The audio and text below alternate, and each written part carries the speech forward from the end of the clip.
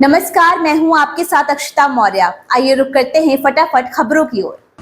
Ottawa में भारतीय राजदूत संजय कुमार वर्मा ने कहा है कि कनाडा ने खालिस्तानी आतंकवादी हरदीप सिंह निज्जर की हत्या के मामले में भारत के साथ कोई सबूत साझा नहीं किया है। उन्होंने यह भी नहीं कहा कि कनाडा द्वारा भारतीय राजनयिकों पर लगाए गए आरोप राजनीति से प्रेरित है।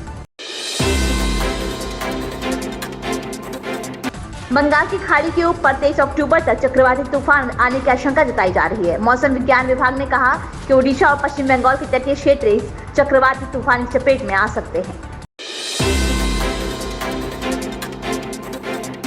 हरियाणा विधानसभा चुनाव में जीत से उत्साहित संघ अब महाराष्ट्र और झारखंड विधानसभा चुनाव में भी ऐसे ही करिश्मा करने की कवायद कर रहा है। दोनों ही राज्यों में संघ ने हरियाणा चुनाव की तरह नुक्कड़ सभाओं, छोटे समूह की बैठकों और बेहतर बूथ प्रबंधन के साथ रूटों को मनाने का अभियान चलाकर भाजपा के लिए जमीनी स्तर पर माहौल बनाने का प्रयास कर रहा है।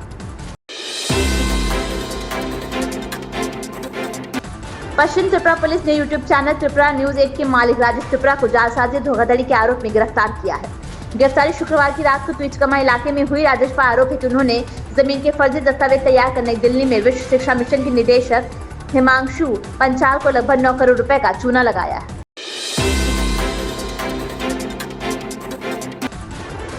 नागरिक उड्डयन मंत्री किंजरापू राम मोहन नायडू ने कहा कि हाल ही के दिनों में विमानों में बम की फर्जी धमकियों में बढ़ोतरी को मंत्रालय ने गंभीरता से लिया है। पुलिस ऐसी घटनाओं के लिए जिम्मेदार अपराधियों का पता लगाने के लिए काम कर रही है। केरल सरकार ने केंद्र सरकार द्वारा हाल ही में त्रिशूर पूरम उत्सव में आतिशबाजी को लेकर शर्तें निर्धारित करने के लिए जारी अधिसूचना का विरोध किया है। विजयन सरकार ने प्रधानमंत्री नरेंद्र मोदी को पत्र लिखकर तर्क दिया है कि इससे प्रतिष्ठित त्रिशूर पूरम उत्सव के सुचारू संचालन में बाधा उत्पन्न होगी। इसके साथ ही राज्य सरकार ने मोदी सरकार से अधिसूचना में संशोधन करने का आग्रह किया है।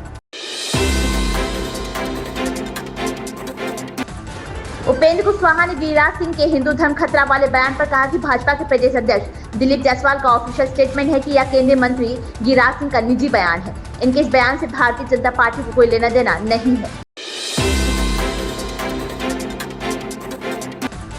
सोमी अली ने कहा, साक्षात्कार में सलमान खान के बाद में 4 रिलेशनशिप रह चुके हैं और बहुत लंबे रिलेशनशिप रह चुके हैं। मुझे सलमान में कोई दिलचस्पी नहीं है। सोमी अली ने ये भी साझा किया कि उनकी सलमान से आखिरी बात वर्ष 2012 में हुई थी। भारतीय अमेरिकी नेता स्वदेश चटर्जी ने बड़ा दावा किया। उन्होंने कहा कि समुदाय उपराष्ट्रपति को वोट देने से हिचक रहा है। साथ ही उन्होंने इसके पीछे की वजह बताते हुए कहा कि हैरिस अपनी पिछली भूमिकाओं यानी कैलिफोर्निया की सीनेटर या अटॉर्नी जनरल के रूप में समुदाय के बीच कोई आधार विकसित नहीं कर सकी।